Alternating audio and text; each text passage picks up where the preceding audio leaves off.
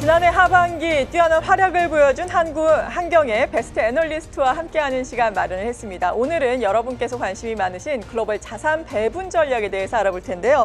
글로벌 자산 배분 분위 1위를 차지한 현대차증권의 김중원 상무 모셨습니다. 어서 오세요. 네, 안녕하십니까. 네, 먼저 축하드립니다. 감사합니다.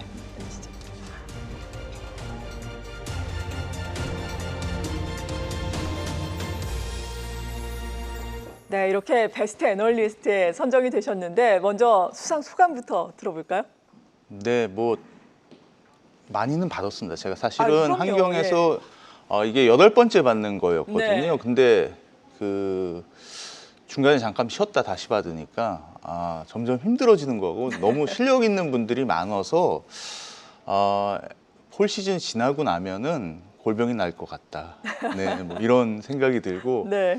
저는 이제 폴이 끝나면 또 폴 시즌 언제 시작되지?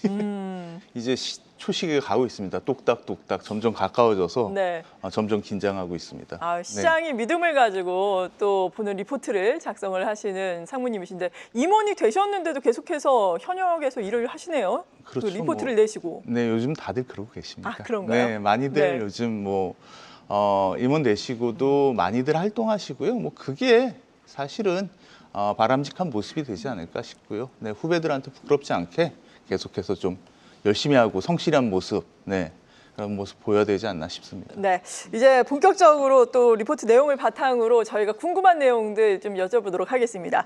지난해 국민연금이 15%로 지금 네. 사상 최고의 수익률을 기록을 했더라고요. 운용 네네. 수익만 하더라도 160조 원이 발생을 했다라는 부분인데 네네. 이 부분 상당히 국민의 한 사람으로서 반가운 소식입니다. 네네. 그런데 해외 연기금과 비교를 하자면 어떤 네. 건가요? 작년 같은 경우에 전통장상 주식과 채권의 수익률이 좋으면서 이제 그럴 때 이제 국내 연기금이 상당히 좋거든요. 그래서 제가 비교한 게 이제 국민연금, 사학연금, 공무원연금이라고 주요 3대 연기금인데 이들의 네. 자산 규모가 거의 1,200조입니다. 상당하죠. 네, 그리고 국민연금이 160조라고 하면 물론 이걸 단순하게 수치로 비교할 수는 없지만 거의 국내 상장사 전체 순이익을 압도하는 순이익을 벌었다. 이렇게 보는데 작년 같은 경우에 국민연금은 사상 최대였습니다. 그렇지만 이제 그러지 않은 연기금이 있어서 전체적으로 한 11.5 그리고 워낙 2023년이 좋아서 12.9% 대비해서는 좀 하이했지만 5년 평균이 한 7.4인데 그거보단 크게 개선된 이런 모습을 보였고요. 네. 해외 연기금 같은 경우에 좀 차트를 바꿔 소개를 드리겠는데 한 5개 연기금을 가져왔는데 뭐 캐나다 CPP 국민연금 굉장히 롤 모델로 삼고 있다. 그리고 미국의 공무원연금인 캘퍼스 얘기 많이 들으셨을 텐데 글로벌 연기금 중에 자산 규모가 제일 큰 건 네덜란드 ABP입니다. 거기가 네. 2,800조로 가장 크고요. 그다음에 일본의 GPIF가 이제 1,100조인데 GPIF 같은 경우에 2023년에 너무 잘해서 어마어마한데요? 사실 우리를 많이 배 아프게 했었는데 네. 작년에 상당히 부진했습니다. 왜 이렇게 차이가 나는 거예요? 일본 같은 사실 경우는? 이유가 이해가 안 가는 저기에 자산 규모 구조로 봤을 때 잘 이해가 안 가는데 뭐 일본 증시가 하반기에 좀 안 좋았던 부분도 있었긴 하지만 그래도 좀 상대적으로 좀 이해가 안 가는데 어찌됐든 보면은 이제 대체 자산이 비전통 자산이 좋을 때 해외 연기금들이 잘하는데요.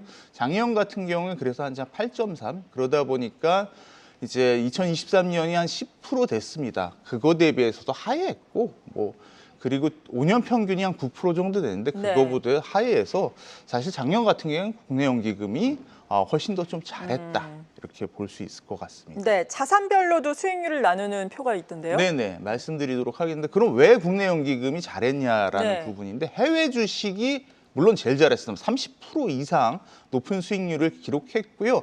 거기다 해외 채권인데 무려 12%. 근데 이게 이자 수익만이 아닙니다. 예. 이제 여기서 국내 연기금 중에 이제 국민연금이나 사학연금은 환액지를 안 하다 보니까 환차 이익이 크게 발생해서 이제 해외 주식과 해외 채권 부분에서 굉장히 높은 수익률을 과거 평균 대비 기록했고요. 반면에 해외 연기금 같은 경우에는 이제 공모 주식이 그러니까 상장 주식이 상대적으로 좋았는데 그래도 5년 평균보다는 좀 크게 하회했고 채권이 개선됐지만 여전히 마이너스고, 그리고 원래 장점이 대체 투자인데 대체 투자가 뭐 평균 대비 좀 소폭 하회하면서 전체적인 수익률 또한 과거 평균을 좀 하회하는 이런 수익률을 기록하게 되었다라고 좀 볼 수 있을 것 같습니다. 딱 보니까 우리나라 같은 경우에는 원화 약세가 너무 급격하게 진행됐기 때문에 환차 이후로 얻은 수익도 상당하겠네요. 상당합니다. 네. 그런데 이제 환해지를 하긴 하는데 안 하는 기간 같은 경우에 굉장히 수익을 좀 많이 봤다라고 볼 수 있습니다. 네, 그렇다면 지금 자료를 쭉 보여주셨는데 여기에서 투자의 아이디어를 얻어서 올해의 투자 전략을 좀 자산 배분 측면에서 네. 짜본다면 어떨까요?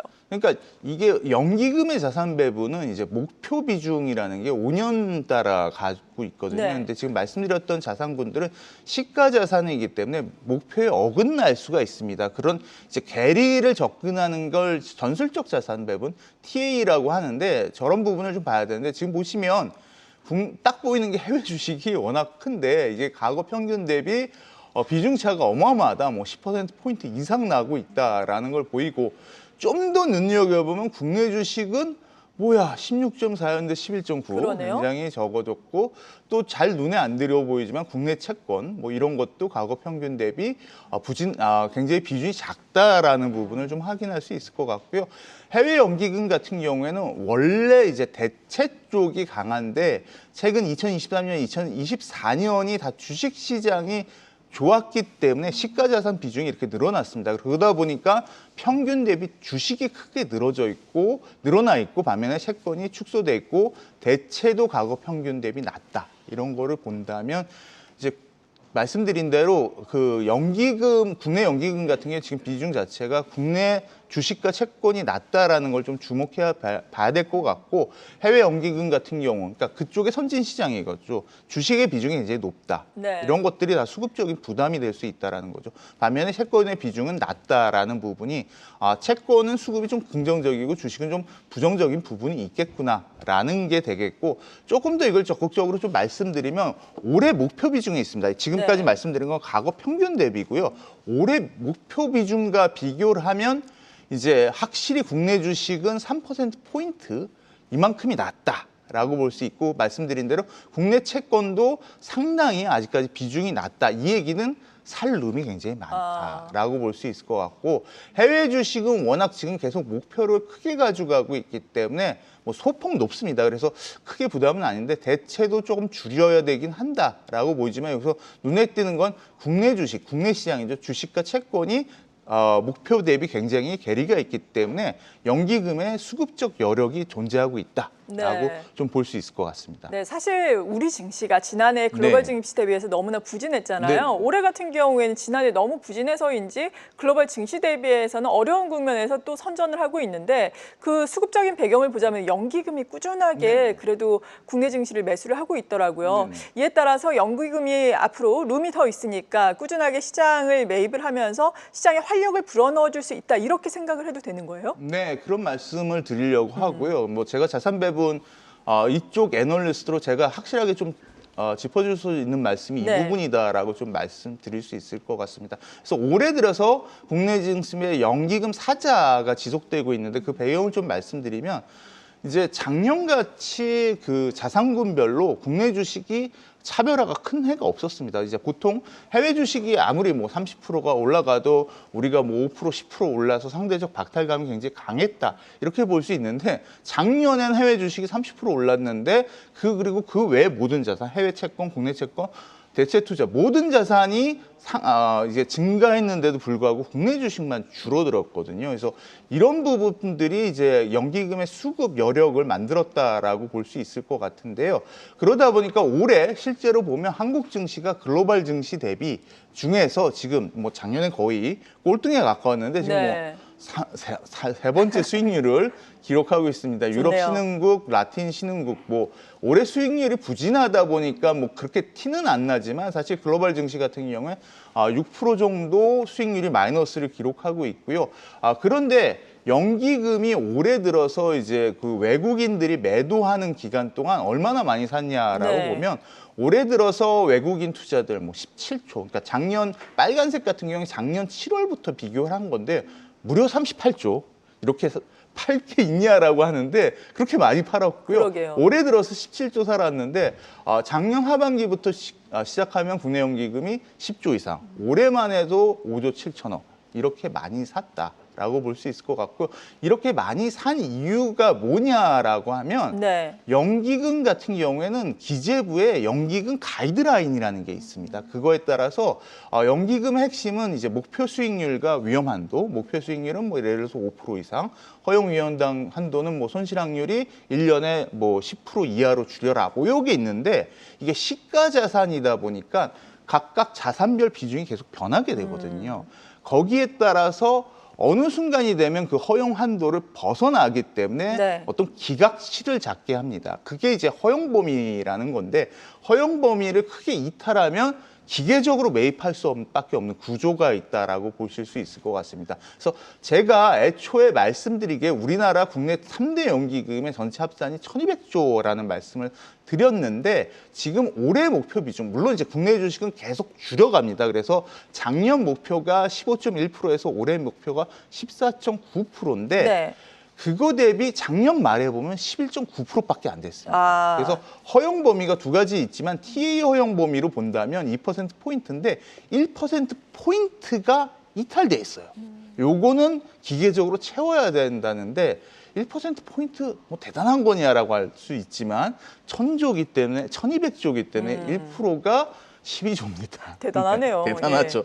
그러다 보니까 지금 5조 7천 샀다라고 말을 할 수 있고요. 그러면 질문하겠지 않습니까? 네. 뭐 다들 그럼 아직까지도 한 7조 더 살 수 있네요. 그렇죠. 라고. 어쩌면 더 살 수도 있는 거죠. 그건 좀 봐야 될 것 그래요? 같고. 네. 네. 왜냐하면 이제 전체적으로 국내 주식을 좀 줄여가는 게 이제 추세였기 때문에 그렇고요. 지금 워낙 작년 같은 해는 없었어요. 사실 네. 국내만 이제 마이너스를 기록하고 모든 자산이 다 올라가는 해는 굉장히 특이한 해였기 때문에 그렇고요.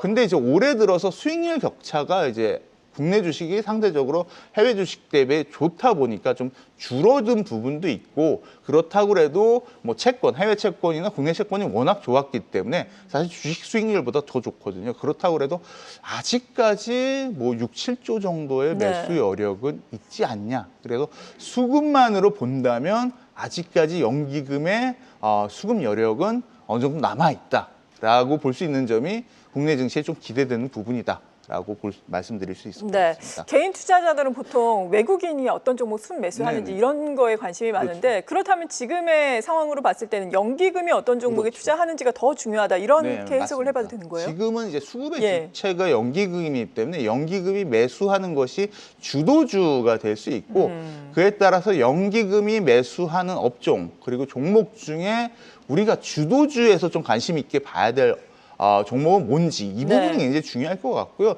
물론 연기금 전체적으로 포트폴리오 투자를 합니다. 우리나라 전체 주식시장을 산다라고 보고요. 그러다 보니까 섹터 비중도 비슷합니다. IT가 2조 넘게 샀고, 산업재가 1조 4천, 그리고 소재 1조 정도 사서 이제 시가총액과 비슷하게 가고 있다라고 볼 수 있을 것 같고요. 그 중에서 우리가 좀 눈여겨봐야 될 게 이제 종목이겠죠. 네. 투자자들의 관심이 어떤 종목을 샀냐라고 보면, 이제 당연히 시총 순서대로 삼성전자, SK 하이닉스 이렇게 산 거는 맞는데, 관심 있게 봐야 될 게 지금 주도주가 조선이잖아요. 그렇죠. 네.